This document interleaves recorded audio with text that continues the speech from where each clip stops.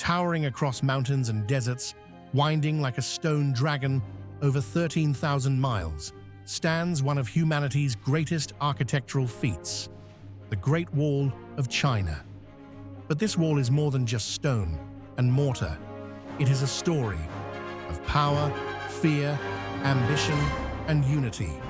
This is the untold journey of how the Great Wall rose, fell, and endured across centuries of Chinese history. The story of the Great Wall begins in a time of chaos, before China was even unified. During the Warring States period, 475 to 221 BCE, China was divided into rival kingdoms. To protect their territories from each other and from northern nomads, they built independent walls using tamped earth and wooden barricades. These walls were not yet the Great Wall. They were defensive lines, scattered across different regions, each ruled by a warlord who feared both his neighbor and the horsemen from the north. But all of that changed when one man rose to power, Qin Shi Huang, the first emperor of a unified China. In 221 BCE, Qin Shi Huang defeated all rival states and established the Qin Dynasty, the first imperial dynasty of China. Obsessed with control and security, the emperor ordered the linking of existing walls, creating the first version of what we now call the Great Wall. His goal: defend against the Xiongnu, fierce nomadic tribes from the steppes. But this was no ordinary construction. It required hundreds of thousands of laborers, soldiers, peasants, prisoners. Many were worked to death under brutal conditions. The early wall was not made of stone. It was compacted earth, layered between wooden frames. And though it was crude, it served its purpose: a barrier between civilization and the wild. After the fall of the Qin, later dynasties added to, rebuilt, or abandoned the wall, depending on their political needs and military threats. The Han Dynasty, 206 BCE, 220 CE, expanded it westward, guarding the Silk Road from bandits and invaders. Watchtowers and garrisons popped up along the trade routes. But during the Tang Dynasty, 618 to 907, an era of relative peace, the wall was largely neglected. China turned outward, trading and exploring, not fortifying.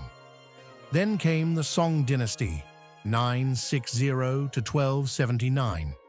With weak control over the northern frontier, they tried to hold back the rising Mongol Empire with minor fortifications. But it was not enough. In 1271, Kublai Khan, grandson of Genghis Khan, founded the Yuan dynasty and ruled all of China. The Mongols didn't need a wall. They had conquered it.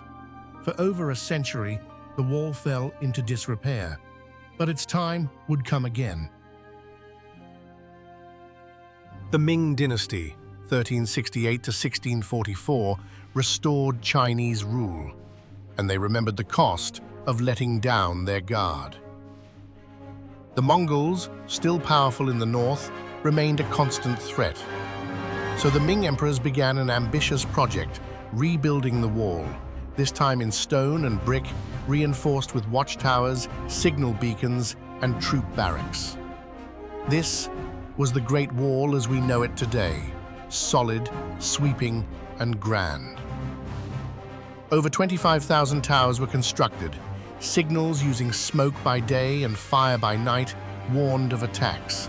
It wasn't just a wall, it was a military communications system. Life on the wall was harsh. Soldiers posted there faced freezing winters, isolation, and constant vigilance. Some called it a lifelong punishment. But the wall held. For nearly 300 years, it kept invaders at bay until the dynasty weakened from within. In 1644, the Ming Dynasty was in turmoil, plagued by rebellion and corruption. A Ming general, Wu Sangui, opened the gates of the wall to let in the Manchu, hoping they would help him defeat rebels. But the Manchu didn't stop. They seized Beijing and founded the Qing Dynasty.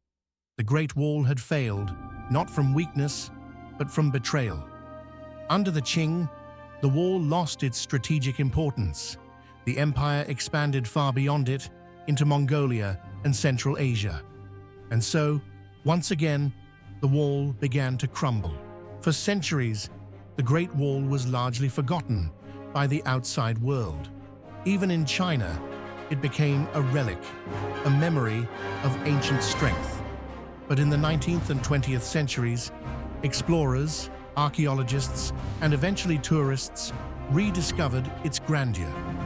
The wall became a symbol of China's cultural heritage, endurance, and engineering marvel. In 1987, UNESCO declared it a World Heritage Site.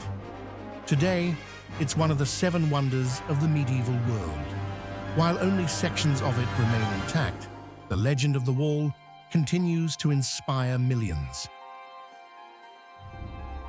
The Great Wall of China is more than a barrier. It is a bridge across time. Built by emperors, guarded by soldiers, and weathered by storms, it tells the story of a civilization that rose, fell, and rose again. A story not just written in books, but carved in stone, stretching across the horizon.